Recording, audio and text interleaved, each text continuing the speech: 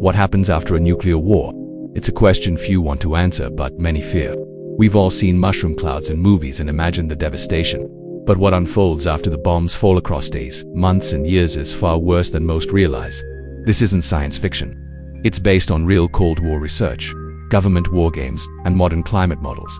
So today, let's walk through the most likely global scenario. If humanity ever unleashes its deadliest weapons, in the first 24 hours, entire cities vanish. A modern nuclear war between nations like the US and Russia would likely involve over 1,000 nuclear warheads in just the first strike. Each one is many times more powerful than the bombs dropped on Hiroshima and Nagasaki. In urban centers, blast waves obliterate infrastructure. Temperatures near the detonation point reach millions of degrees, igniting firestorms. Hospitals are gone, emergency services gone, and millions are dead or injured. But the horror is just beginning. Those who survived the initial blast now face radioactive fallout. Dust and debris laced with radiation descend from the sky, contaminating food, water, and air. Within days, radiation sickness sets in. Symptoms: nausea, vomiting, skin burns, bleeding, and death depending on exposure levels. People downwind of strikes, even hundreds of kilometers away, are not safe. Fallout can travel across continents depending on wind patterns. Agricultural zones become uninhabitable. Livestock perish, crops fail, waterways are poisoned. By week 2, international aid becomes impossible. The infrastructure is too damaged, and nations are overwhelmed with their own crises. Those living become the walking wounded, struggling for medicine, clean water, and shelter. The global economy would collapse overnight. Stock markets would freeze, banks close, the internet, power grids, and satellite communications fail. In nuclear and non-nuclear countries alike, panic spreads, supply chains vanish, food disappears from shelves in days. Fuel becomes more valuable than gold. Martial law would likely be declared across multiple nations.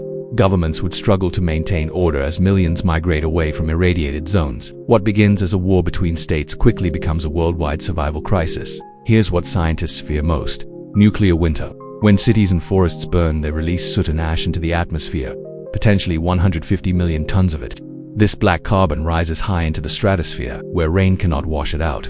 Within weeks, this creates a global shield blocking sunlight. Temperatures could drop by a -10 degrees Celsius, while -18 degrees Fahrenheit worldwide. This isn't just cold, it's agricultural collapse. The growing season would shrink or vanish entirely.